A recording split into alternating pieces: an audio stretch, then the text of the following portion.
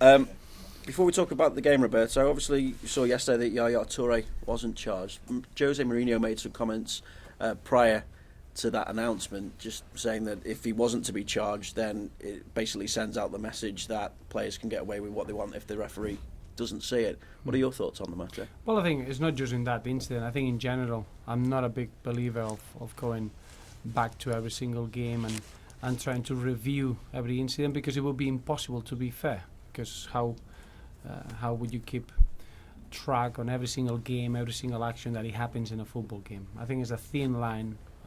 It's important that clearly the players don't get away with anything, or any wrong behaviour should be spotted, but you want that to be done on the day. I think it's enough eyes with the fourth official. I think it's a real good position for him to be composed and not been having to be too focused on what's happening on the ball.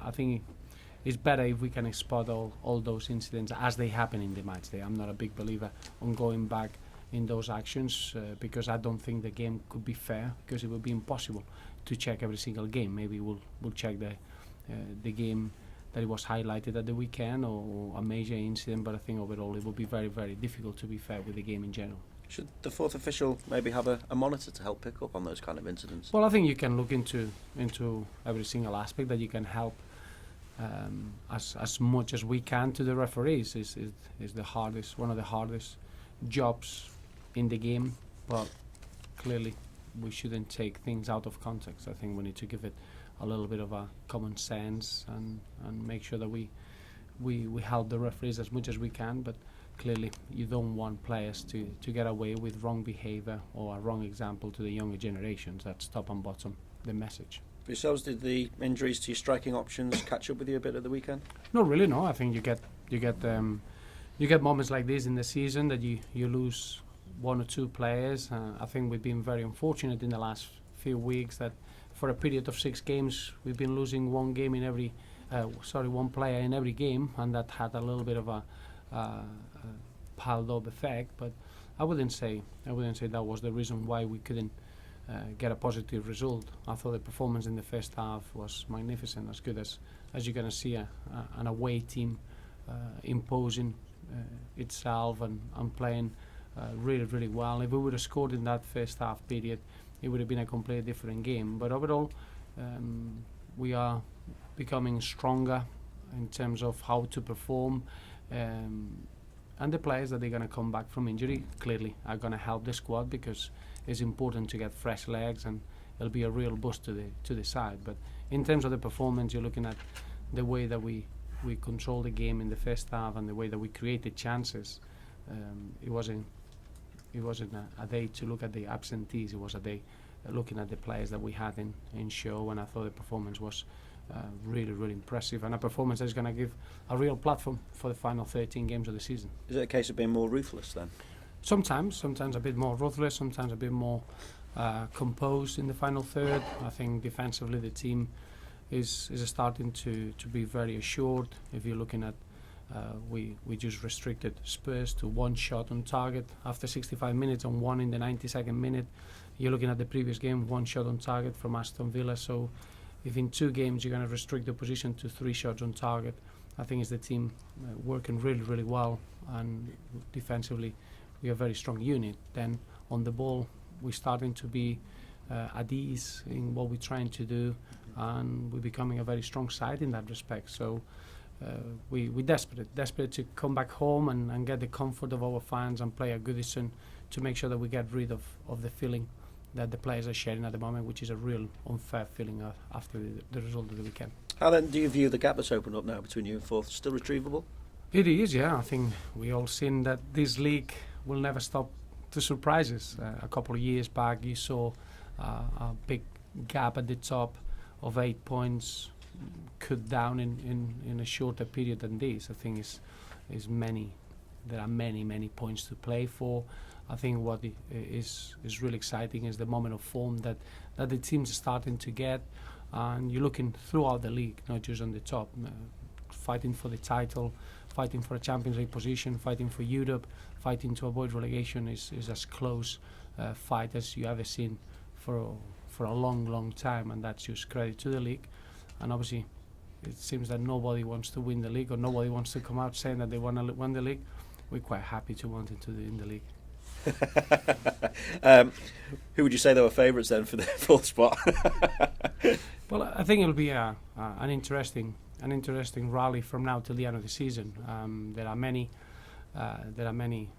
aspects that they're going to have an effect. Obviously, playing in Europe, how the other competitions domestically pan out. There are many aspects that they're gonna affect each team and each club going into this final third. Clearly, this is the exciting moment of the season. You're working for 2/3 to try to get yourself in a position where you're allowed to fight for your aim, and now it's everything to play it for. Everything is going to be decided over the next 12-13 weeks. So nothing is decided. Everything is there to be won.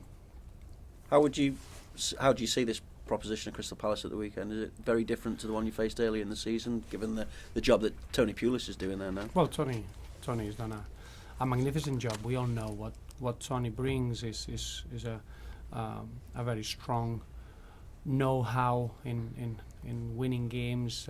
He sets the teams perfectly set up defensively. I think now they got a really nice blend in the squad in talented young players that they can get you in counter-attacking situations with real talent and real quality. And then defensively, it's going to be a very tough unit. You're looking at the amount of points that they achieve on the Tony at Crystal Palace, and you see that this team is a team on the up, a team on form, and it's going to be really difficult to break them down and to have a positive result. So it's about how good we can be and how well we can adapt playing at home, and in the other side is one of those moments that you're desperate to come home and get the support of your fans and get together to perform as well as we can. Traore ready to start? Not really, no. I think Lassina is progressing really well. I didn't expect him to be available just yet, but he is. It's just a matter of giving him that much the fitness to avoid any sort of risk. So it's not far off. I think it will be involved somehow. I don't think he's ready to play 90 minutes yet. Lukaku looking at the West Ham game, is that right? Yeah, Romelu is. We had real positive news, and he's back with us, and he's going to be ready very soon. If it's not this weekend, it's going to be next weekend. But he's come back refreshed and fully fit and desperate to enjoy his football once more. How are you? Otherwise, any other problems? No, the three long-term absentees. Brian Oviedo was around the place yesterday with a big smile, and he's looking really well. And obviously Aruna Kone and Darren Gibson recovering well, but still a long shot for them. Everyone else, apart from Romelu, is nearly fit and available. Just a couple of other things. Alcaraz as well. Yes, Antolin is training with the group, and he should be fully fit for the West Ham game. Arsenal have been linked with Gareth Barry. Has there been any attempt already to make his stay here permanent? Well, no. With Gareth, the relationship with Gareth was very clear from the beginning. He was a massive target of ours in the summer. We did everything to bring him at the club, and the relationship was to make sure that Gareth could go back to his very best, enjoy his football, and make sure that he could have a big role at Everton, and that doesn't change now. I think you saw him at the weekend. The way he performed is a joy to have him at the club, and the only thing he's focusing now is in playing in every single game, play as well as he can, and I'm sure that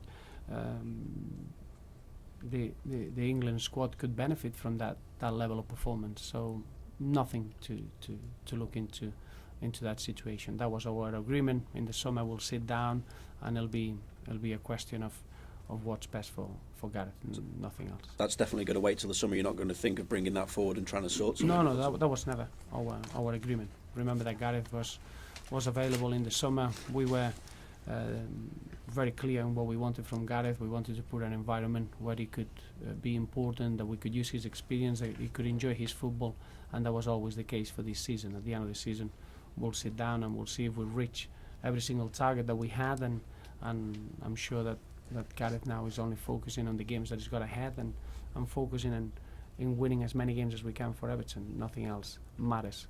When you get interest from other parties or clubs looking at our players is a good sign. It's because the players are doing well, they're enjoying the football, they're playing well, and that's always a nice football compliment that I take with happiness. And Graham Jones keeps being linked with the Swansea job. Well, every time there's a vacancy down there, yes, that's another one. No contact though, or anything like that? No. Cheers. Lassina on the bench then, would you say, for tomorrow? Mm-hmm. Are you asking me the team? Or? No, just No. the bench at the moment. I'll ask you the team in a second. You won't tell me that now, but I'm sure. I would. But he's getting there. Yeah, well, Lassina was on the bench on Sunday, and I thought it was very important for him to get to know the players and get into the dynamics of the match day. And he's desperate to play. I think it's a matter of holding him back a little bit, coming back from an injury that we don't want that to be an issue. He's going to have a massive role to play in our final run of games. So he's making sure that he's got a nice introduction into the British game, that he understands what's needed, but he's just giving him the opportunity to be on the pitch at the right time. And perhaps a couple of games for him here, just to get him match fit. Yeah, we've been working behind closed doors, and the signs are very positive. So as soon as we can, we'll allow him to enjoy his football. Can I ask you about the match day experience at Goodison? Obviously, you said how desperate you are to get back there, and every game there's something else for the fans to enjoy aside from the 90 minutes, which hopefully they're enjoying as well. But what difference does that make for you guys? Well, it creates the perfect environment. As you mentioned, it's not just going and watching your team. It's enjoying the experience of being an Evertonian, and probably the theme for this midweek is perfect. It's exactly what the players and the staff we all need after the experience of the weekend. I thought we were left with such a difficult feeling, an unfair feeling, because the performance was really good. So to have the theme of the Valentine's Day and loving the football club and loving Everton is a fitting theme to set a perfect environment for Wednesday. So we're looking forward to that. With a team that we rely on our fans, and with a team that we want to take advantage of that in every home fixture. So those themes only help towards making the right environment for the game. You're not going to be snogging Graham as the camera comes down to you, are you? Well, it's I Love Everton Day. That's what the plan is, I suppose. Anyway, I can see you're in the spirit of the Thank you. The answer's no. Roberto, just come back to Gareth. I mean, the way he's settled in here and has performed, it must feel like he's your player already. But is there a sort of a degree of trust with him that he will do the honourable thing come the summer? Not necessarily in signing for you, but at least giving you a chance to get to that point. Because say it could get to the end of the season, someone could nip in and say, "Oh, we'll have him," and he'll be off. But there's a degree of trust there. Of course, yeah. I think you're coming into a person that has got an incredible human values.